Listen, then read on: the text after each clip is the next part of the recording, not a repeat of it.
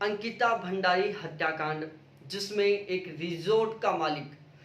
पुलकित आर्य अपनी रिसेप्शनिस्ट अंकिता भंडारी की चिल्ला नहर में धकेलकर हत्या कर देता है।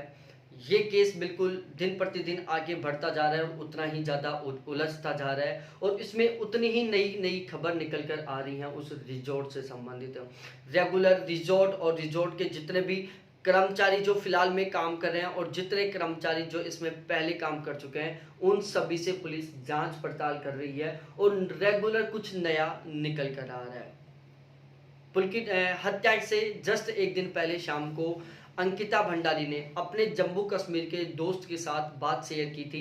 कि वो इस रिजॉर्ट में अनसेफ फील करती है, उसको यहाँ पर बिल्कुल अनसेफ फील होता है। रिजॉर्ट का जो मालिक है पुलकित आर्य, वो उसके ऊपर जो यहाँ पर वीआईपी गेस्ट आते हैं उनके साथ रिलेशनशिप बनाने के लिए दबाव डालता है। और उस चैट से पता चला था, अंकिता भंडारी बता रही थी अपने दोस्त को कि जो पुलकित आर्य है वो चाहता है कि वो अंकिता भंडारी यहाँ पर इस रिजॉर्ट में जितने भी वीआईपी गेस्ट आते हैं उनके साथ वो स्पेशल अलग तरीके का सेक्सुअल रिलेशनशिप बनाए और उसको पर कैंडिडेट के अकॉर्डिंग 10,000 रुपीज़ 10,000 रुपये दिए जाएंगे। इस तरीके का उनकी चैट से कुछ निकल कर आया था। और इसके अलावा जब उस रिजॉर्ट से संबंधित और भी जांच पड़ताल की गई, वहां के सीसीटीवी कैमराओं की फुटेज निकाली गई, वहां पर पहले जो लोग काम करते थे उनसे जांच पड़ताल की गई, तो उसमें पता चला है कि इस रिजॉर्ट के अंदर बहुत सारे वीआईपी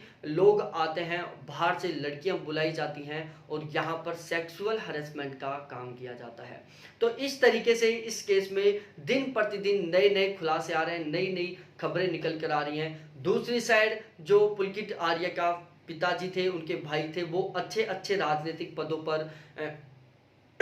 आसीन थे, तो उनके वो सारे के सारे राजनीतिक पद हटा दिए गए हैं, उनको बिल्कुल एक नॉर्मल इंसान बना दिया गया है। उनके जितने भी राजनीतिक पदों पर वो कार्यरत थे सभी से उनको निरस्त कर दिया गया है। तो इसी तरीके से इस केस से संबंधित यदि आगे कोई भी नई खबर निकल कर आती है और आप वो जानना चाहते हो,